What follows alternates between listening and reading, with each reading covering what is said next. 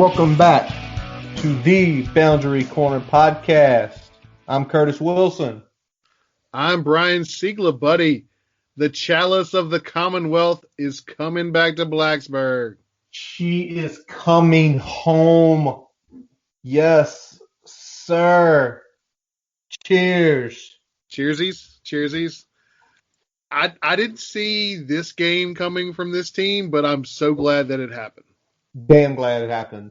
Tonight, folks, you're not going to get a lot of analysts. You're going to get two guys shooting from the hip, drinking beer, feeling some relief that the streak, man, that godforsaken long streak of one was snapped today. Snapping the streak of one. We'll give you a little taste, and then we're gonna take it back. One year, 20 of 22. The last time those boys won in Lane Stadium, you were a freshman in high school. I was a fucking sophomore in high school. That long ago. That's called dominance, ladies and gentlemen. Even in our down years, which I would consider the last three on the whole would be considered down years, on top of probably the last three of the Beamer era. Yep. Still beating that ass. Still beating it. Still beating that ass. Still taking them behind the shed. And even still tonight, not playing the best. This could have been ugly. This could have been 50. Oh, yeah. It wasn't as close as the score indicated. This could have been a 45-15 game. We could have, really poured it on if we would have finished some drives. And finished drives are not fucked up drives like. Or actually score a touchdown in the second half, which we haven't done since October. Yeah, 6 points after a massive run a fucking trick play. We're still going to harp on things that need to be changed, guys. Don't beat that off. We're very happy that the Cup's back home. We're very happy we beat that ass. A blowout is not a perfect game. We're still gonna point out what was not perfect about it. Exactly. But it was awesome. The guys played. Me and Brian texted back and forth very early in this game. If this was the team that had fucking shown up Wake Forest to now, we'd have 2 fucking losses. Yep. 2. That's it. This game almost made me more angry than it did have. I'm completely ecstatic that we got the Cup back, that we beat UVA, that the entire Twitter timeline right now is just Hokie fans bringing receipts. It's glorious, but at the same time, I'm like, what could have been if we'd have just played to this level for the majority of the season? Because, UVA is a team that, went out and took down UNC. Yeah. They had a couple other quality wins. They played even early in the season when they were taking losses. They were close losses. They were late losses. They hung with a Clemson team for a little while before they put them away, but we showed up tonight. So, this was I would consider this a quality victory against a good team, not a great team by any stretch of the imagination, but a good UVA team. So UVA team. I'll take that. But that's a good team for them.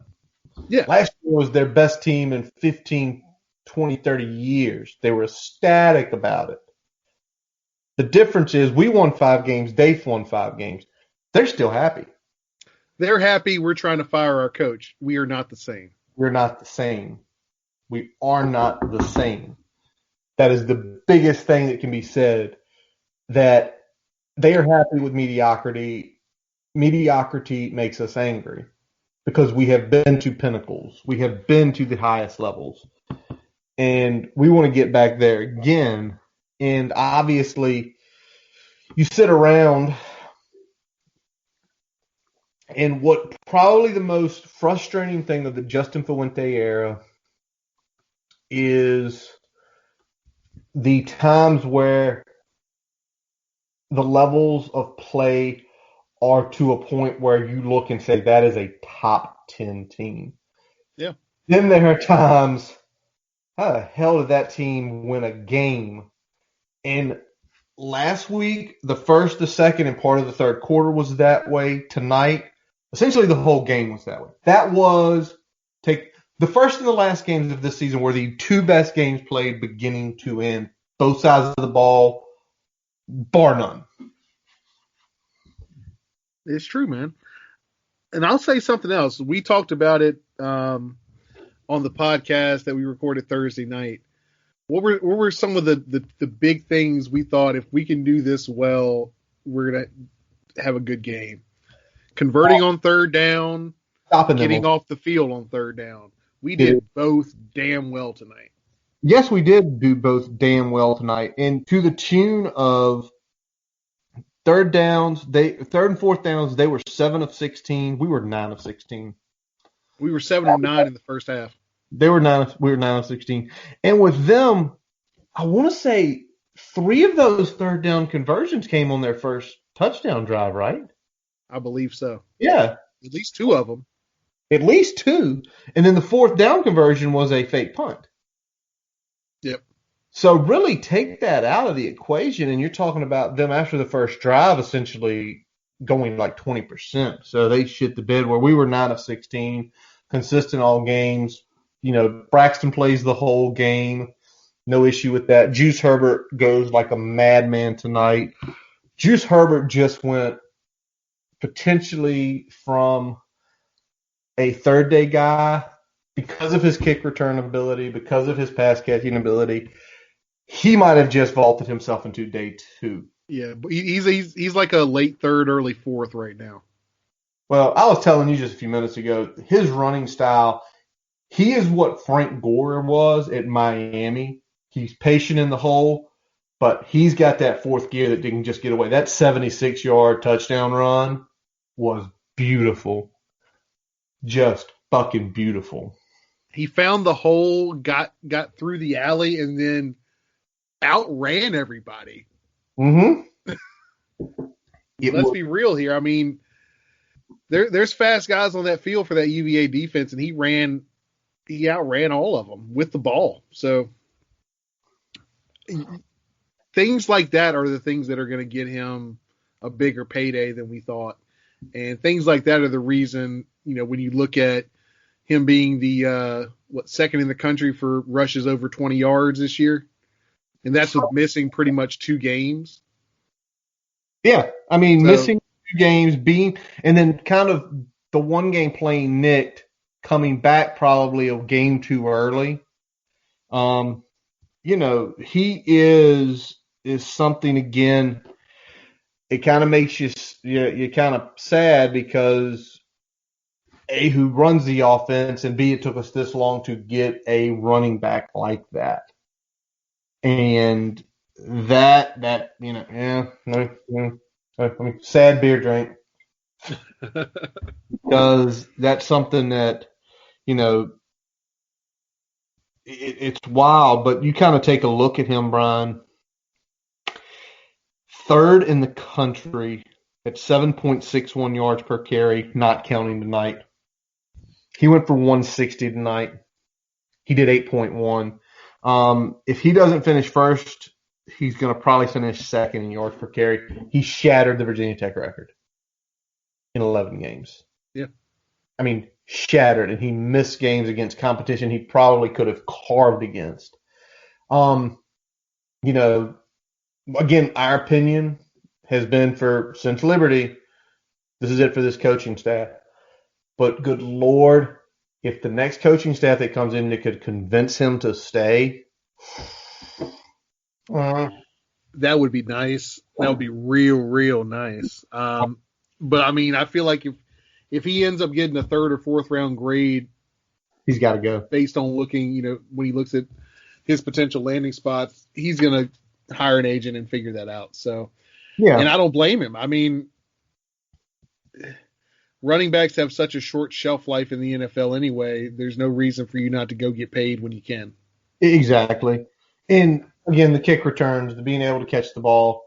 He does enough other good things, and you can see he's a good football player. You see him speak. He very well thought out, put together young man. So you just know he's just going to go. And it stinks. So hopefully we find another Kansas transfer. That I mean, we keep grabbing them in, and they do at least decent. do at least decent. They end up doing more for us than they did for Kansas. That's at least something, right? That is a big something. And it's wild. Tonight definitely his big attempt, 20 attempts tonight. Kind of shocking there. Trey Turner played tonight. I'm very glad Trey got on the field. Trey got on the field. Trey had a couple big catches and a touchdown run. Yes, he did. Jets, dude. Why can't we execute every play like we do jet sweeps, tight end rounds inside the sideline? Why? Jet sweep inside the 10 is like a fucking automatic touchdown for us. Anywhere else on the field, it's an automatic 5-yard loss. Oh, God. Several times tonight, probably upset you. Blackshear really didn't get much. One was the screen that as soon as I saw the play in the first quarter ran, I'm like, that's a screen. And you lined up Blackshear behind two of the better blocking wide receivers. I think they're probably going to throw the ball to him and let him try to get upfield. What do you think, Curtis? No, that was the late one. I'm talking about the one early jet motion to the screen where they're dropping back and he jet motions and they're dropping back and like one guy goes with Braxton, the other two guys just go follow to the jet sweep. And I'm sitting here, as soon as I'm seeing the play, as soon as it's fake, just a couple things we did, I'm like, that's a screen. Braxton's smart enough, just as soon as he realizes it's blown up, chunks it in the ground, holds his hands up. So that's awesome on that he did that. But I tell you, the one of the plays that got me tonight was Tavion Robinson's big break. It was a simple 10-yard out route. Yeah, but I put it on the money, and whoever that safety was thought Tay was going to go out. The way Tay caught it, probably the way his body showed, and Tay put that foot in the ground and just turned. He changes direction with speed better than anyone I've seen in a while. Anybody. That kid thought he was going out of bounds, just kind of put his hand like I'm just going to help him go out of bounds. He doesn't have the greatest top-end speed, but damn can he change direction without losing anything. It's why he was so scary as a punt returner. Yeah. Because that's what that essentially is. If you've got that great speed, and you're going 14 miles an hour, and you see where your alley's getting filled, well, let me put my foot and cut. That's why he was so good. That's why he excited us. Hey, Brian, what did I text you after the James Mitchell fumble? Oh, what did you text me after the James Mitchell fumble? Why we got a tight end back there? Fuck yeah, best. Like, why does everybody fumble shit on you, man? Man, his units have been coached, I think, some of the best that we've had all year, but we just have not been able to figure out how not to muff a punt. Exactly. We've had 4 different players muff a punt this year. All of them. One was one of the best in the country last year in Tavion Robinson. Blackshear was good at Rutgers returning punts. Yep. What are we putting in their heads to completely screw them up? I mean, it's pretty wild. Now, James Mitchell, luckily the defense redeemed itself. The defense played, bar none, its best game tonight. Multiple picks, making Armstrong uncomfortable. A couple times we were a little pissed early about the not dictating the terms, not the lack of aggression on that first touchdown drive, but things changed. You saw a better game plan be called throughout the rest of the first half. They made adjustments quick, which isn't something we've seen a lot this year. It's showing growth from Justin Hamilton here, I think, a little bit. That's showing, here's what the game plan is, but I'm willing to come off this if it's not working, and being comfortable doing that and not feeling like he's, treading water out there. It's very true, man. It's very, very true. Oh, man. What you see? I'm just seeing things being tweeted out there. A lot of very funny things. One of the better one was the cup. What did the cup say about the Zima? You screamed it loud to me, and it made me about spit my shit out. Someone get the Zima out of me. So it's like a roller coaster of emotions, man. That's what this season's been. That's kind of what this podcast has been Yeah. since we started. Because when we started this thing months upon months ago, it feels like 3 years ago, but it's really not. It's only 8 months ago, right? No, 9 months. Everything COVID just seems like it's been 3 times as long as it's been in reality. And it's been a roller coaster. It's been when we started, we were the weak class, but we were excited about certain guys. Robert Wooden has definitely, you saw 51 out there a ton tonight. Dorian Strong, man, if Fuente is not the coach next year, whoever's walking on has themselves a dog in a lockdown. That kid, like, don't even worry about it. He plays hard. He hits. He chomps. Yeah, I mean, for somebody with that little buzz to come on and take on that big of a role right out the gate and do it at a high level. I mean, I know we've had Jermaine Waller banged up all year, but he's only played a little bit. But I mean, across the board, he's been our best corner. Strong has been our best corner all year on the whole. Yeah. I mean, he had that early game when he got the start against Duke where, a couple plays he got picked on, but he held his own pretty good, and he's only gotten better as the years went along. Yep. He is like, he's everything you want. It's like, how did he go so unnoticed? And, that's your diamond in the rough thing. You have to find them. At the level like ours to succeed, you've got to find them. Even if we do become a program that can recruit top 20 consistently, top 15 consistently, those are the guys that put you over the hump, essentially. I don't know, Brian retweeted something else. Commonwealth Cup. What a strange dream that was. Dreamt I was in Charlottesville for the last year. From now on, I sleep with one eye open. Boom. Ah, man. Just, I guess Khalil was asked at the post game if he was done playing at Virginia Tech, not 100%. Hold on. I'd definitely like to play in a bowl. I've never played in a bowl game. Okay. And people are opting out left and right. I am going to assume regardless of what happens, it's probably going to,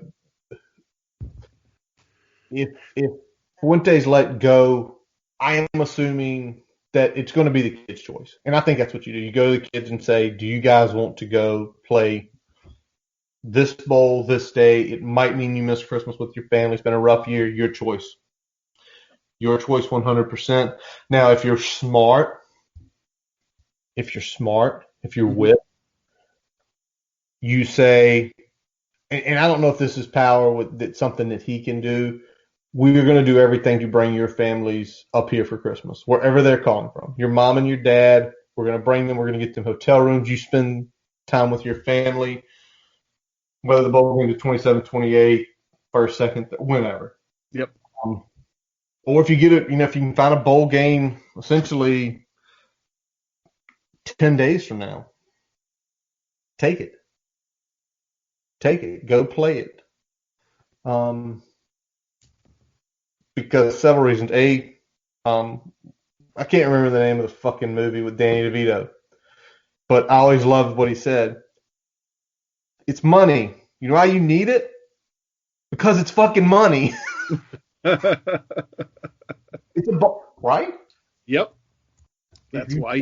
The $600,000, $800,000 bowl payout that's essentially the money we need for COVID. It's going down. Oh, me. Man, are you watching the San Diego State BYU game? You mean the Chippy Bowl? Yes, sir.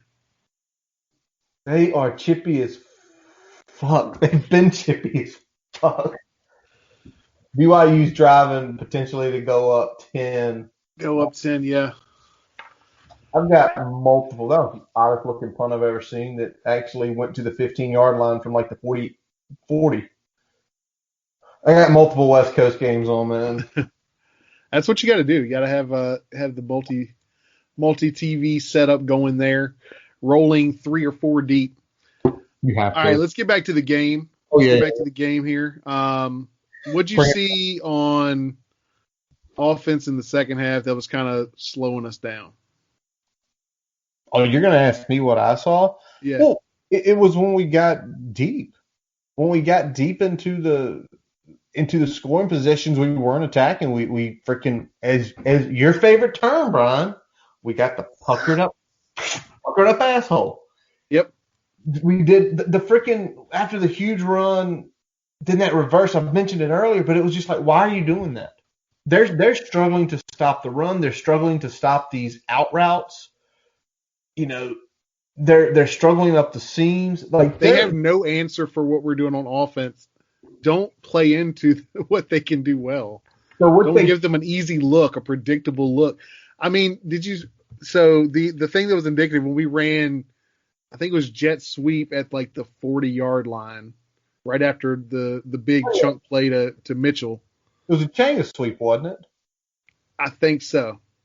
Changa had we came out with double tight right. We immediately shifted double tight left, and like they loaded and showed blitz, and we just ran the jet sweep right into the blitz. Versus in that case, as soon as you saw that a normal right-minded offensive coordinator, as soon as they saw that call coming, and it was, I remember what you're talking about. It was shown before, right? It was shown before. They're coming that way. Yep.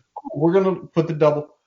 You immediately should be signaling in, hey, option. If they're coming, pull that sumbitch and go left, because guess what? They're overloaded. Yep. You're probably going to have one guy to beat on this side.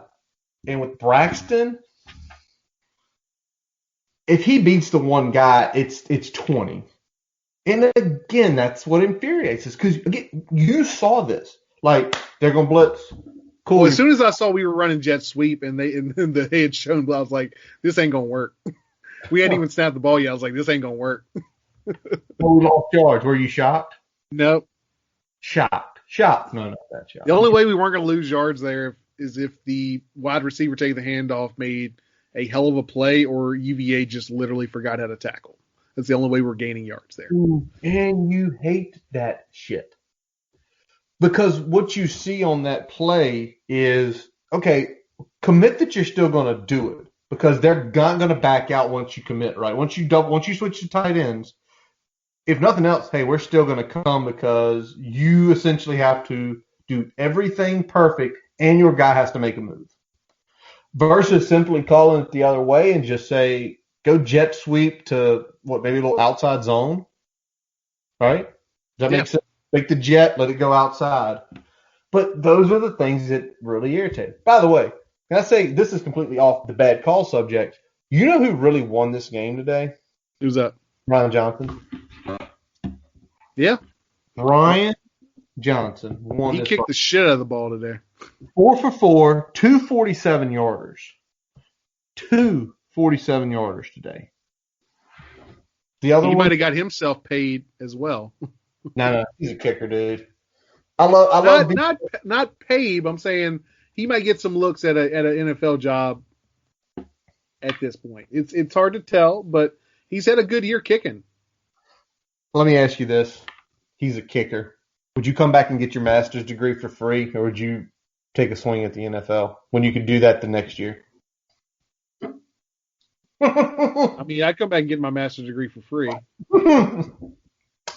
Listen, if I'm not a top 5 kicker, yes, that's what I did. And I love BJ. BJ is not a top 5 kicker. This year, if I'm one of the 5 best kickers in the country, yeah, I would go ahead and go to the NFL.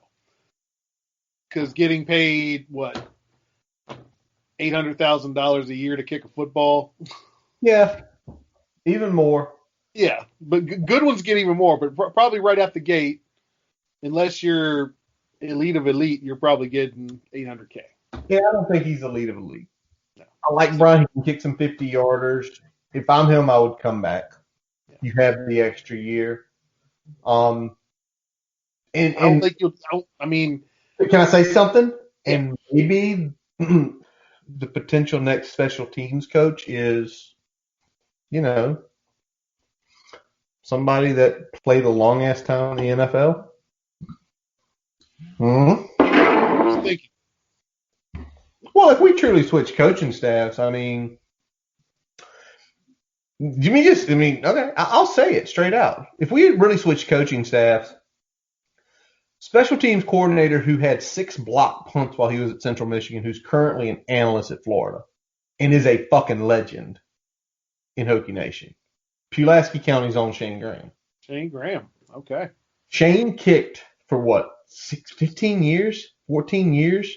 Yeah. Good kicker, made literally the most, in my opinion.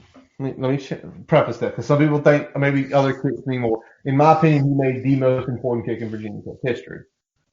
He's been in tight situations. And, you know, if we really switch coaching staffs, if for no other reason, you need good long snappers, you need good place kickers, you need good punters.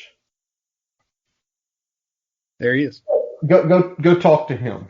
Yep. He did that shit for a long time. He was Shinger's probably the primary holder for people. Like literally, or not, he was not the primary holder, but literally he probably worked more deep in special teams. And then what he did at Central Michigan when he was there for a year, you know.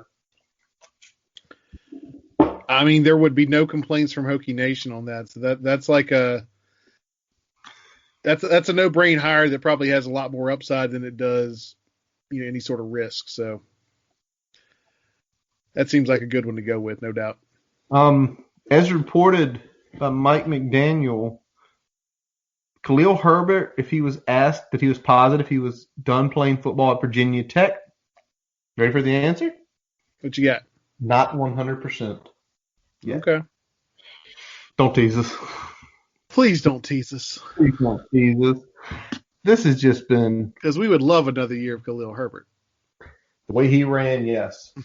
But also, you know, he needs to also go get paid if he can get paid. So no doubt. I mean, and like we talked about, running back shelf life is just it's so short. If you can get paid, go get paid, young man. Same thing I said when David Wilson left a year early. Yep. And I know that didn't work out with the Giants because of the injury, but he still got paid at least one time. It wasn't a big one, but it was a good one. This has been a great night. Somebody else who made himself money tonight, in Devon Diablo, I think now, as long as he goes out, does well at the combine, I think he is going day 2. Yeah. Got a pick, had some big hits, some big stops on third down. Played his ass off. Was had a couple knockdowns on some passes defense. So, I mean, he had one play that stood out to me as a bad play tonight, and that really wasn't. It didn't ultimately impact anything. And he was all over the field making good plays tonight. So yeah, he definitely earned himself some money. The other person that made some money tonight was Big Stone Gap, James Mitchell. He had himself a hell of a game. Yes, Big Stone Gap did. If that pass from Braxton was put on the money, that was a touchdown. That one deep pass on the left sideline, that was a touchdown. He put it in, and he forced Braxton, or he forced James to adjust, and he adjusted and made that damn catch. Like, holy shit. I love that we ran some slot fades to him tonight, because we've been throwing fades with him on the outside, but we ran a couple slot fades to him tonight, and that really kind of confused the secondary for UVA. They really kind of lost him in the shuffle there. Well, were you able to see what they were running when he was in the slot when they ran those fades? What we were running with the outside guy? I want to say it was either a hitch or like some sort of dig. Okay. It was something to get the safety's eye to where he was looking inside, because I mean Mitchell had room to run a couple times. He did, and he did run a couple times. Yeah, definitely he made some money. I tell you who else looked good tonight. And why did it take so many weeks for Jalen Holston to be the spell? Why? Seriously, Jalen went 4 for 58 tonight, averaging a little over, like right at 4.5. And dude, he gave the stiff arm fury tonight on that Yeah. one. Yeah, Dude, he was running angry tonight. I loved it. I loved it. but that's the irritating part. Like Brian, I'm gonna get you angry for a second. Okay. You imagine from game one, it was Khalil's gonna get 18 to 23. Jalen's gonna get somewhere around 10 to 15. And we're going to do good shit with Blackshear. We're going to do fucking good shit with Blackshear. We're going to run screens. We're going to run sweeps. We're going to run things that people have to not be prepared for. We're going to use him in the slot as a wide receiver. But we still haven't used him enough. Yeah. I mean, here's my thing. Here's my beef. If you're not going to underuse Changa Hodge as much as you did all year, why are you not also going to misuse Blackshear? Like, in a perfect world, here's what happened. If we go 3 wide receiver set, Changa comes on, plays outside, Tay slides into the slot. But if you're not going to do that with Changa, why are you not just keeping Tay outside and using Blackshear in the slot? Yeah, it's ass backwards. Well, either way. Like, it took us a whole year to figure out Changa Hodge can play outside receiver a little bit. Yes. Well, Tay can play both spots. What? Yeah. He's a damn good kick mover. The bigger issue with that is with Herbert, who can do it all, you can put him out there running routes. You can make them think. Even if you're going to do some jet motion where he goes to the opposite side, you can still fucking run a route out of him running that motion. To me, this is the stubbornness that we talk about with this coaching staff, where it's like we made a decision early on in the process that Blackshear is a running back that can do other things and not a guy that can just do everything. And if they'd have started from that premise, then they would have probably been okay working him in other spots. But because they said he's a running back first, they were trying to like square peg round hole this shit the whole time instead of just saying, here's what you do well. We're going to try to get you the ball in these situations so you can do it well. Also, both Brock and Braxton want bowl games. So, you know. Yeah, I mean, we might end up getting one more. We might, get to 6 regardless. 6 and 6 ain't pretty, but it is what it is. It is what it is, and now I'm tempted. All right.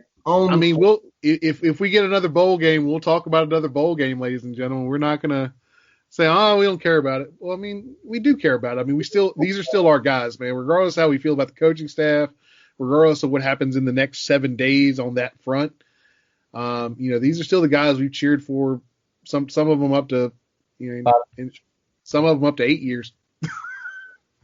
You were cheering for Justice Reed at Youngstown State. I know what you're saying. And by the way, Ty Smith, man. Justice Reed, Ty Smith will not be returning. Justice Reed will not be returning. That dude should be a doctor by now. With as many years he's been in school or something. Oh my God. I'm trying to see what bowls are eligible. We're not going there. Let me go to some of the other bowls. I mean, military bowls probably open. The Boca Raton Bowl is open, and somebody has us in there. That's on the 22nd. That would be a really good bowl. Is Boca Raton close enough? I've heard we don't want to do more than like a 1-day travel situation. So I don't know. I don't know how much of that rumor is based on truth or if it's based on just people talking shit that. Well, but the whole piece is you're not doing your normal bowl shtick though. The bowls aren't the same this year. The bowls are just the games. You're not. I mean, I'm assuming the bowls are going to give. I'm assuming every bowl this year is just going to say there's not going to be some sort of shopping spree or shit like that. You get here's your $400 gift card, Visa gift card. Yeah. And here's your nice watch, and here's your pair of sunglasses. No fun shit, but you still get a goodie bag. Here's your goodie bag. Have fun. Here's your goodie bag. Have fun. And if it is the Boca Raton Bowl, which is essentially 9 days from now, Um, things have to be moved pretty quick. Really quick. Correct. Correct. But also, it's the 22nd. So I think it's like an afternoon or a night. The Boca Raton's the night game because that's where. Oh, I'm gonna get back to the Boca Raton in a second. So Justin Fuente and Bronco Mendenhall have faced off 5 times or 6 times. There have been 2 massive brawls. There was a massive brawl tonight. ACC Network doesn't know how to do content. They immediately cut to the fucking huddle like a bunch of dipshits. No one cares what the people on the huddle are talking about. Stay on the fight. Everybody there's like, fucking stay on the fight. They're fucking brawling. But there has been 2 fights when these guys' teams collectively get together. Guess whose team lost in both of those games? The Standard. The Standard. They lack discipline. Clearly. I know some of y'all know I called it out on Twitter, but when we canceled earlier this year, there were coaches. The fans were running their mouth, but I expected that. I did not expect a couple coaches on that staff to pop off on Twitter about discipline and the Standard and, we do this better than everyone else, so we're not going to cancel games because of COVID because we do everything the right way. You know what?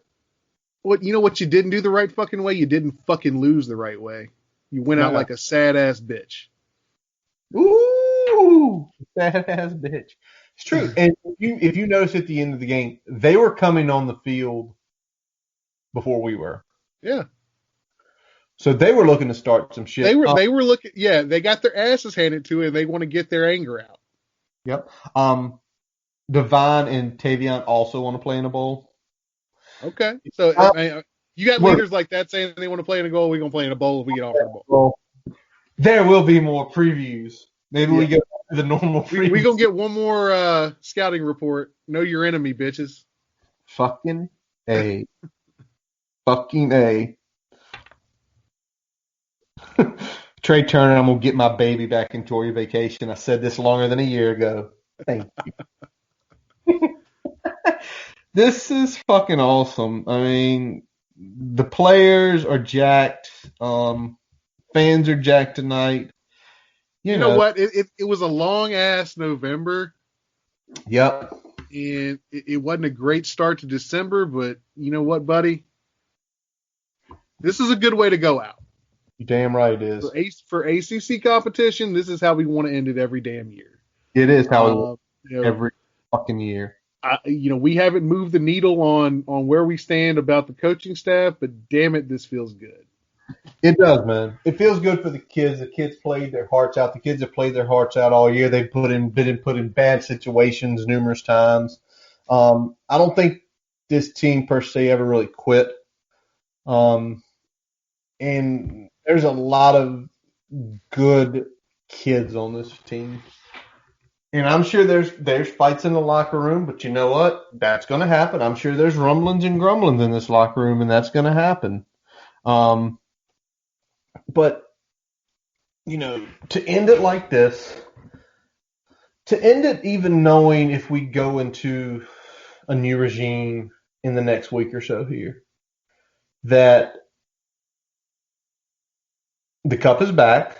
Yep. It didn't all end bad. We still have, even if the guys who need to go to the NFL go to the NFL, we still have a lot of talented players. There are still some talented guys who hopefully on Wednesday will sign on the dotted line. Yep.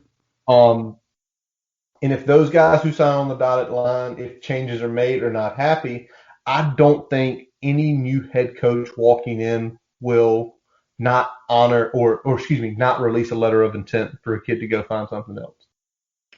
Yeah, I think between all the waivers that some of the class is getting this go round, I mean, it's kind of a free for all for next year. I mean, I wouldn't see why you wouldn't take guys knowing that if things don't work out in the next year, that they can enter the portal and move forward. And We haven't talked about how that works for this class relative to whether or not a one-time transfer rule gets put into place. There's still some gray area about that. But that even, that makes taking the talent that is already signed on board even more, less of a blockage to that, because there's less liability for them. There's less liability for you if things don't work out. You take a chance, see if you can turn them into a player that you need. It's true. And the one-time transfer thing is going to be essentially approved next month. And everybody was saying, well, the one-time transfer should take place August 1st, 2021. And I'm sitting here and people are trying to go out there. I'm not saying who is trying to say out there like you can't transfer, but if it's August 1 of 2021, couldn't you essentially leave a program?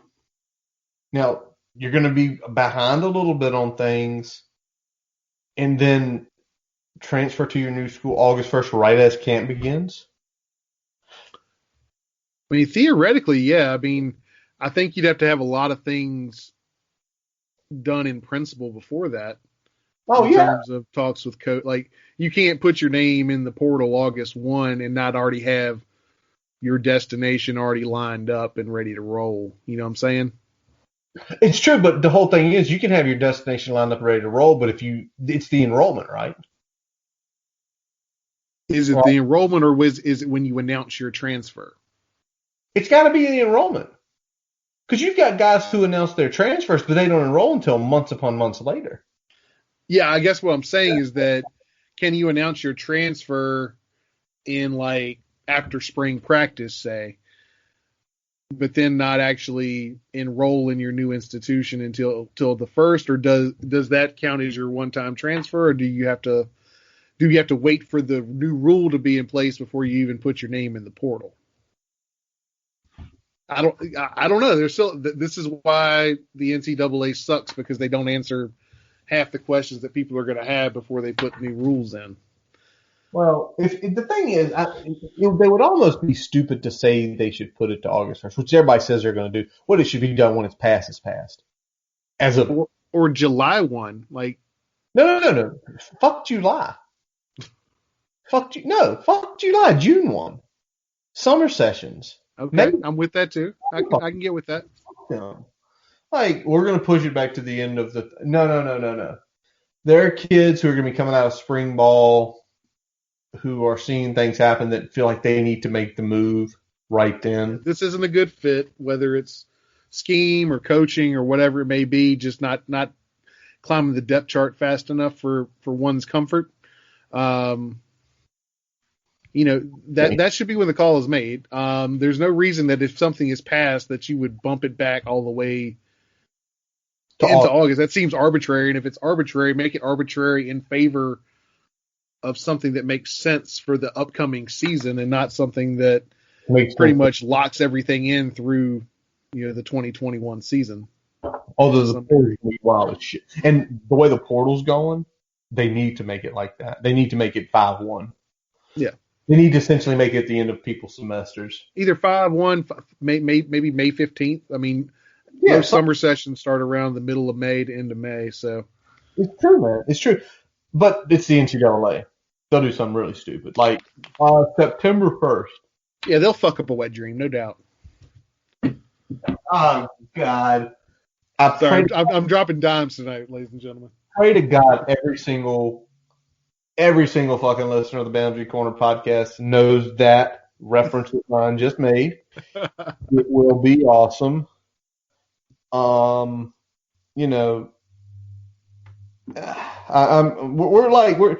really off cuff tonight, y'all. We're looking at Twitter, we're watching games, we're drinking. It's again, this is like who we are. There are so many fucking receipts being pulled. Jesus.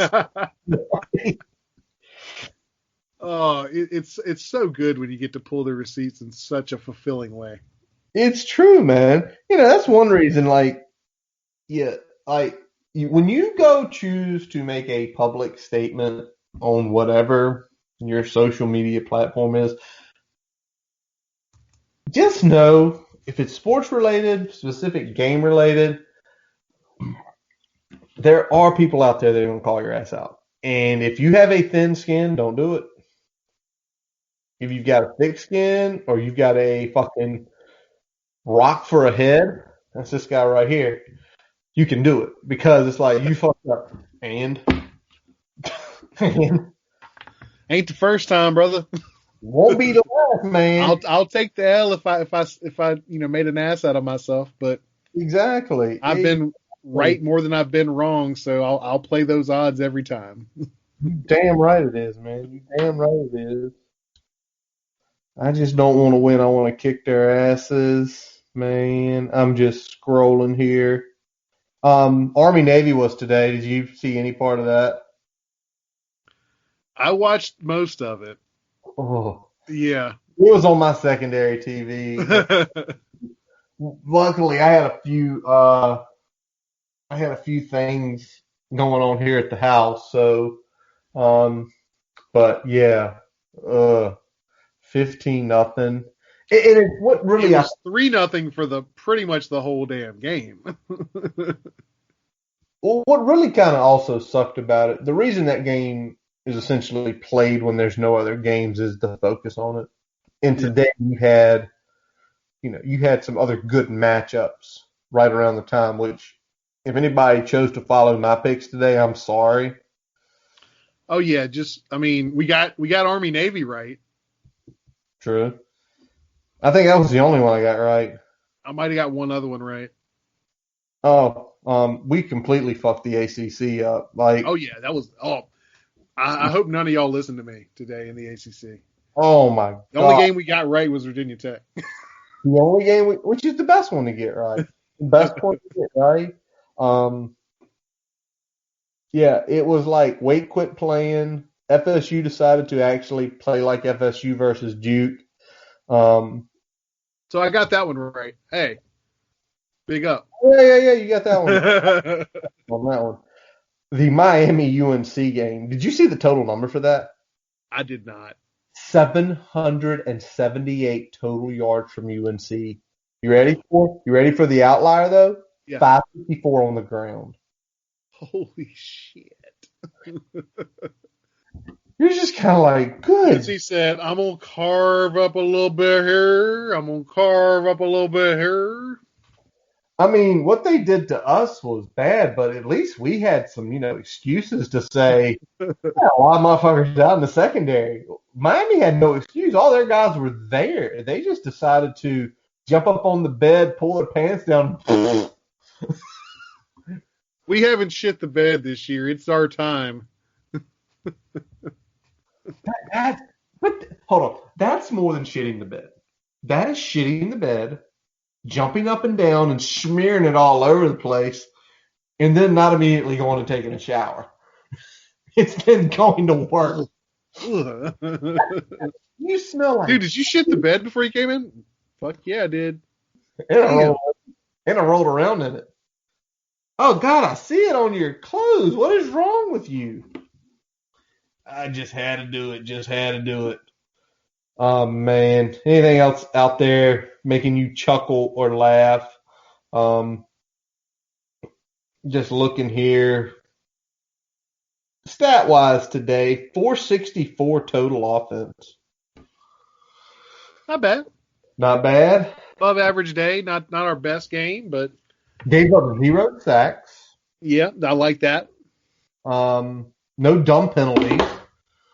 Thank you, Brock, for not doing anything stupid. He held it. He was jaw jacking. You saw several times. Oh yes, he was in that shit, but he didn't do anything. He played smart. You can be an asshole as long as you do it in a smart fashion.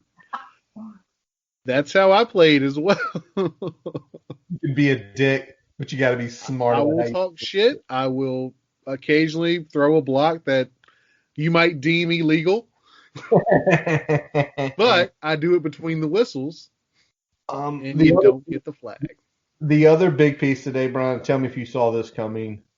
55 total rushing yards for UVA. 55. I didn't think they were going to have a great game running the ball, just looking at the tape. Like I was saying with looking at Talapapa, I mean, he's had some good games, but Nothing about him screamed elite. Nothing about him screamed like a guy that was going to go out there and just grab the game by the balls. And I mean, they just were inconsistent. Like, I thought their offensive line played an okay game, but they just really got off schedule. They got off schedule early.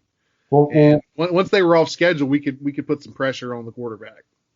well, I mean, the other big piece, Brian, what do we talk about their line? They're giving up less than 2 sacks a game. Yeah. They have 4 today. Yeah.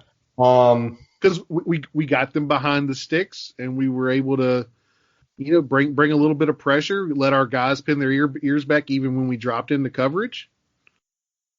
It's true. It's very true. It was very interesting because it could have been more. Armstrong wiggled his way out of a couple additional sacks today. Then one was the Pollard one. Like, I'm still trying to figure out how that kid got away from Pollard. Literally, it's like Pollard was there going to make the tack. He stopped, and Pollard's freaking momentum just flipped him over the little guy, and it was pretty wild because you kind of sit there, and it could. The whole thing is the game could have been worse.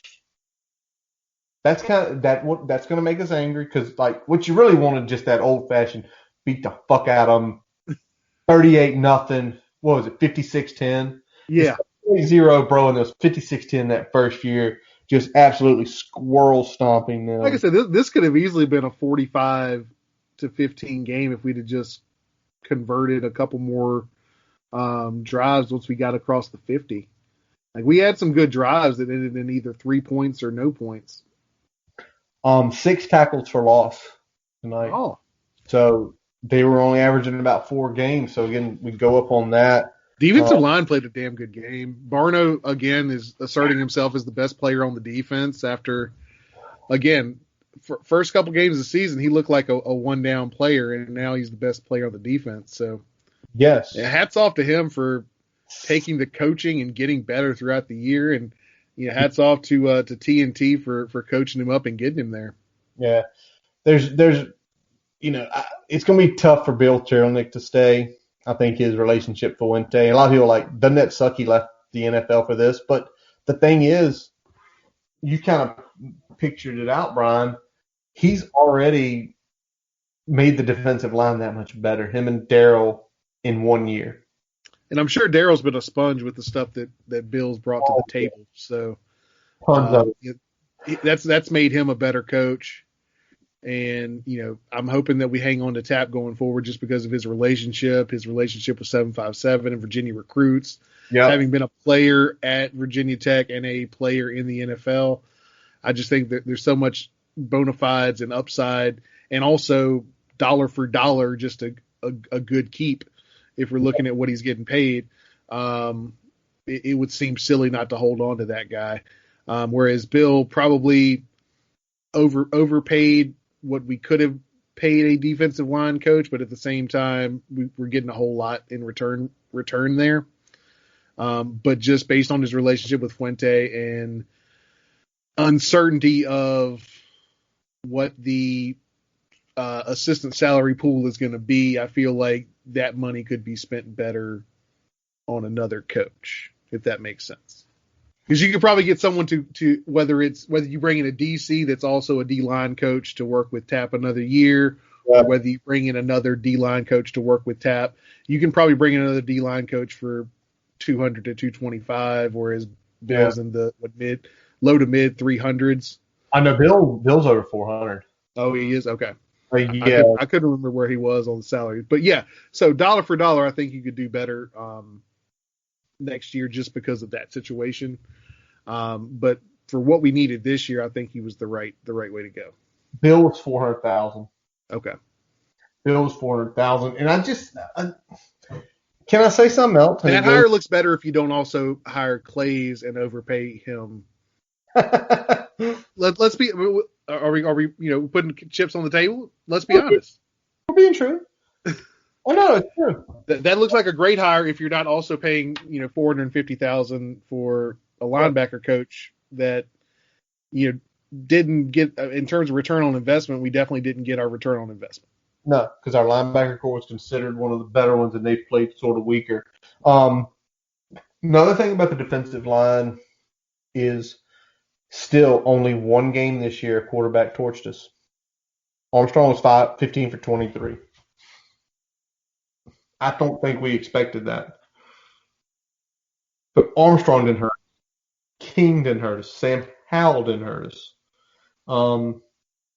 Yeah, we got gashed in the running game, but no really, outside of Liberty, no quarterback No. put us on our ass. And that's a huge step. That is a huge step. Especially with, the majority of those guys being at least guys that do have a dual threat element, even if it's not their first move. Exactly. What else, Brian, today? Because it's been a good day. It's been a good day, ladies and gentlemen. It's been a great. As good of a day that you're probably rolling into firing your head coach. This is about as good as it gets, ladies and gentlemen. It's true. It's the feeling is, and again, we've stated our feelings here. The feeling is it's probably going to happen over the next 3 to 4 days. I'd say by Tuesday makes sense to me. Well, whenever the $2.5 million comes off. Yeah. That's when it's going to happen. We theorize sometime after Tuesday. Sometime after Tuesday. There is so many things floating around on the rumor mills. It's fucking insane, and people are putting shit out there. We're trying to parse out what makes sense and everything else. I mean, yeah. Some of the things we're hearing make sense, and then some of the things we're hearing we're like, that's a big ass grain of salt we're going to take with that one. Yeah. And depending on how quick it comes together, now obviously we kind of teased last week. We've got someone coming on next week to talk with us. Someone who is a donor, someone who is a sponsor of athletics, alumni, a couple other things about him that it's going to be a lot of fun. Yeah. Thursday night, I should have taken off Friday, not Monday. Yeah, we'll probably be drinking during this one. True. More than normal on a Thursday nighter. I don't know. I don't know about more than normal. I think I'll keep my normal beverage consumption up. I don't feel like working on a Friday with a fucking hangover. God, it goes. I'll roll the dice. It's my last work day until January 4th. I will go hard on that day. I don't care.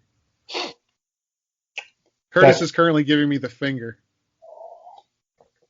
I mean, I've essentially still got 3 real days of work after that, after Friday. And 3 days of real actual work. Real actual work, and then it's going to be a bunch of half days the rest of the year. You're pulling the half days. I get the, hey, here's winter break for you.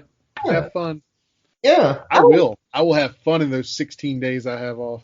Oh, those half days are going to be great, man. I'm going to get up whenever the hell I want to get up, work probably till lunch, shut down the computer at lunch, go make a sandwich, hang with the kiddo, because the kiddo, Brian already knows this, the oldest one, we're going to give it to him tomorrow evening. He's getting a Nintendo Switch. So pretty much while I'm going to be playing Nintendo Switch, Brian, I will be probably FaceTiming you Monday at least twice as you help me get this shit set up correctly. I got you. Got me? I got you. We need a FaceTime. Come through. I will be technical assistance. I think I'm going to get it. Here's the funniest piece, because my mother came up and visited him today, want to see him for his birthday. And she brought my sister's gift up.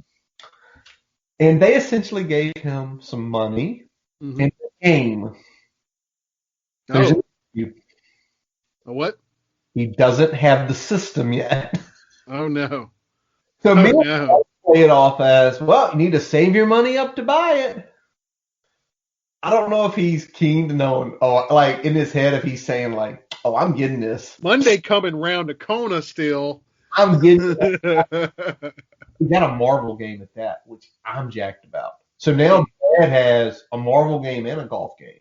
There it is. Golf game's coming on Christmas, though. Got to hold off on that, unfortunately. a little bit sad about it. But the Marvel game, I'm all. Hey, we're in the less than 2 weeks now. I think you can wait.